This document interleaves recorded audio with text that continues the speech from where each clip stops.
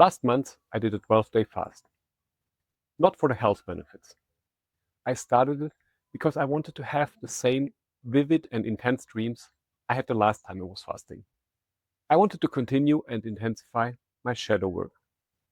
But when I went into the fast, nothing happened. No dreams, just silence. So I thought I was failing the process, but I wasn't.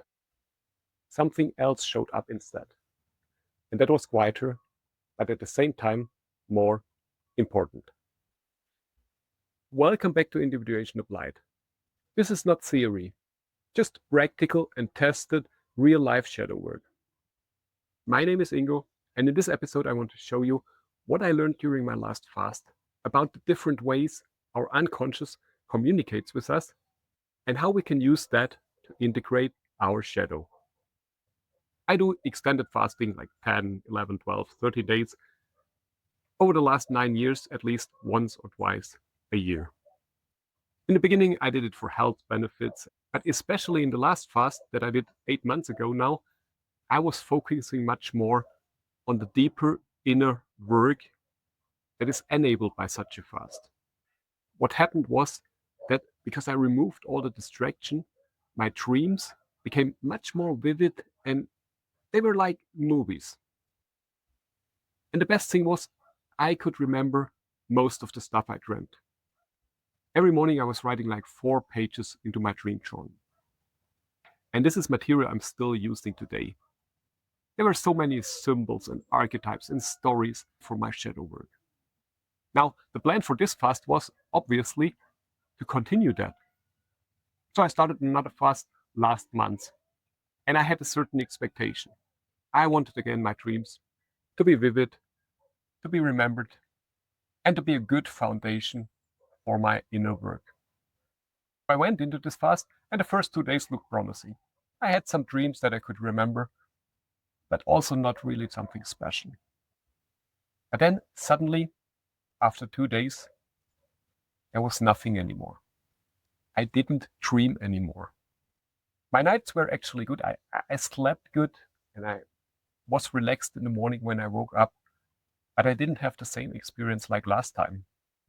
And so as the days went by, I got a little bit stressed because I thought I did something wrong. And I really tried to prepare myself to have better dreams or to dream at all and to focus the evening before, to manifest having dreams. But it didn't happen. After a while, I understood. I was trying to force my unconscious to speak. The problem is, the unconscious doesn't respond to demands. It has its own rules.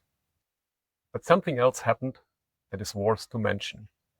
Instead of having dreams, dialogue shifted towards my waking hours. The first time I noticed it was on day 2 already.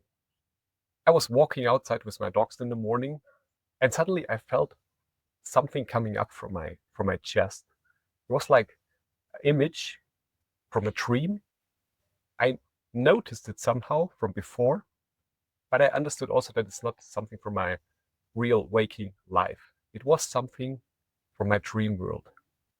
The image was not very clear, but I recognized the feeling that was associated with it. It lasted only for a few seconds, but I understood that that was a message. And I understood also that it must be something important. So I paid attention to that. And such situations repeated over the next days. Almost every day I had these small kinds of, I would call them visions. That's when I realized my shadow didn't stop to speak. It just changed the way of communication. It's changed its channel. My unconscious had stopped waiting for the night. And that seemed to be something powerful. Let's try to understand now why the channel of communication changed. When we are reading Jung, he describes that our dreams are the main communication channel of our unconscious. And there's also a reason for that. Because usually during our waking hours, we're just too busy to listen. So our unconscious waits for the night. And then it uses this situation to speak. Most people don't even listen when that happens. They still ignore these important messages. The point Jung is not mentioning is that we can create such situations of silence also during our waking hours. And this is especially true if we go into threshold experiences like an extended fast. By that, we're putting ourselves in a state of higher awareness. The border between our conscious and unconscious becomes more permeable. And this is true not only at night. Our unconscious finds new ways to speak. Well, eventually it's already speaking before. We're just not able to listen, to respond to that. Now let me share with you two experiences I had during this latest fast that demonstrate these new forms of communication. The first one is one of these that we called before the visions, right, that I have during my waking hours. I was running in the forest with my dogs, and suddenly after 30 minutes, something came up. It was not something very intensive that I completely fainted or I went into a different world. It was more an overlay between the unconscious and the conscious.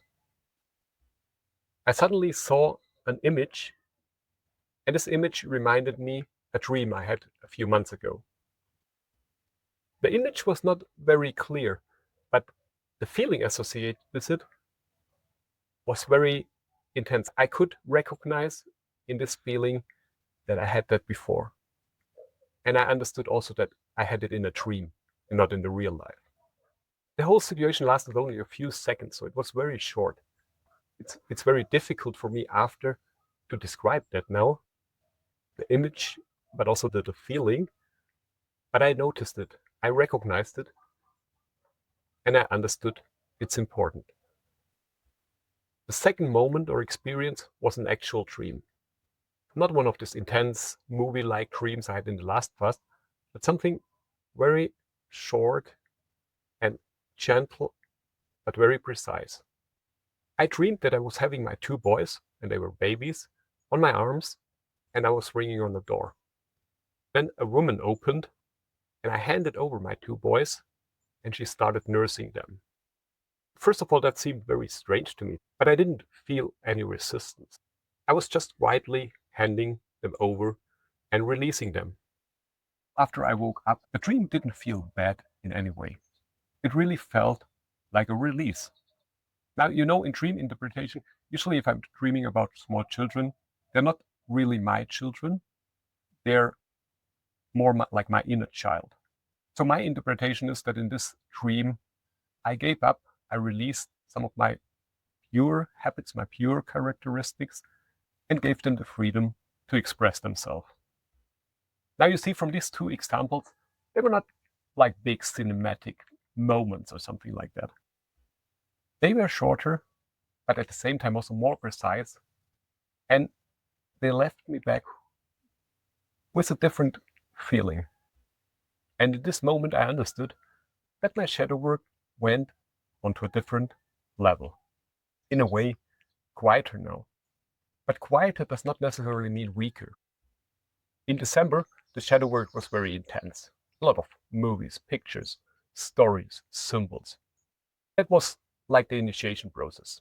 Everything I ignored for a long time suddenly popped up. Because it had the opportunity. Because finally, I was starting to listen.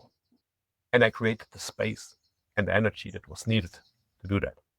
And then, I guess, most of the important things were said.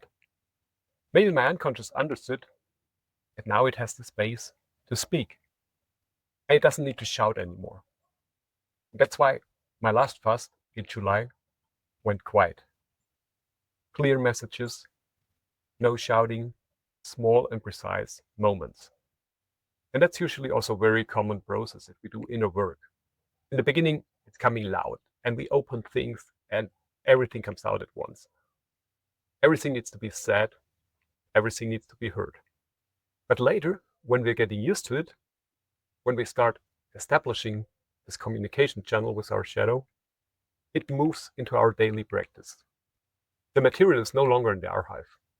It is live and comes through the day, whenever it needs to be said. That's where the integration actually starts. Not as isolated psychological work, but when we flow with our shadow through our days. That's what applied individuation looks like. The textbooks give you the theory, but the work usually is different. So my recommendation here for you is also start to provide a shadow with more possibilities to speak. You don't have to wait for your dreams. You also don't have to do a 12-day fast, but you need to create space. You need to create silence. And you need to release some energy that can be used for this process. And this process starts with attention. You don't even need extra time for that. Try to notice some of the signals you have throughout your day. And if you notice something strange, something you think doesn't belong here, don't ignore that, because it might be important. Hold in, freeze, pause, and think, what was that right now? You don't have to understand it.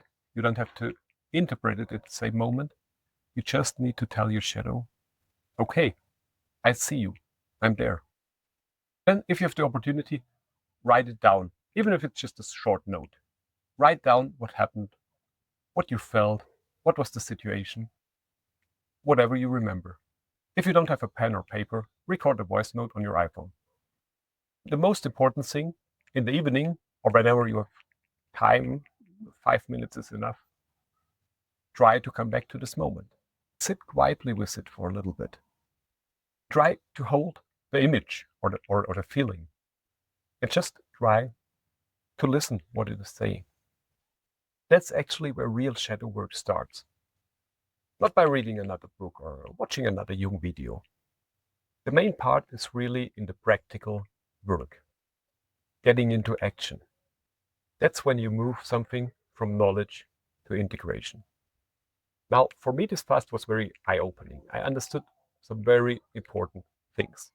The first thing I understood is we cannot force ourselves into individuation. We need to relax and be able to receive. And whatever will come, will come. The other thing I understood is also that it doesn't always have to be something very big or important or a big drama or big experience to work with. Sometimes the smaller things are much more relevant.